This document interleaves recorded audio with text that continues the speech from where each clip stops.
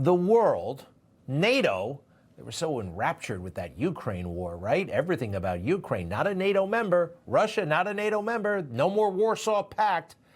Finally, they're talking about this war being a priority for all of them, all of NATO and beyond. What the US is doing at the moment is degrading that capability of Iran, and I think that's very important. This is important for European security, for the Middle East.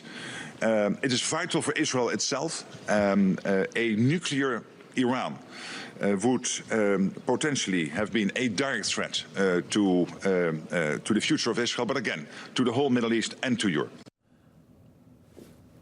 I like what he's saying. He happens to be from Norway. Those Europeans are always... I don't think I've ever seen a fat person from Norway. It's kind of wild. Ukraine, NATO went berserk over, right? I mean, but this, Iran has attacked every single European country and America, our people all over the world. And for too long, they were, we don't know about this. So good for that Mark Rutte guy. He's the Secretary General, the Euro we just saw. He has a good relationship with President Trump. I think this is big. It may be a token gesture. It may be spin, but I like it. I keep hearing this on the news and from Democrats, and it's getting annoying. Boots on the ground. We could never in a million years even consider boots on the ground. If that's true, why do we give everybody boots? Why do we have boots if you can't put them on the ground? You can't take that off the table. They need to stop freaking everybody out. I am more fearful than ever after this briefing that we may be putting boots on the ground. My hard red line, boots on the ground. That's when I would get concerned if they start to talk about boots on the ground. And now the administration apparently is threatening to send ground troops in to Iran, which we know will be a disaster. How's that for a positive attitude?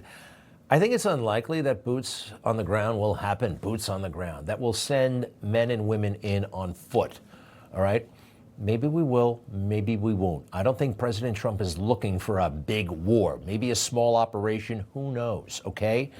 But I'll tell you, this is another horrible legacy of the war in Iraq, right? The war in Iraq was not a good war. It was a great big fat mistake.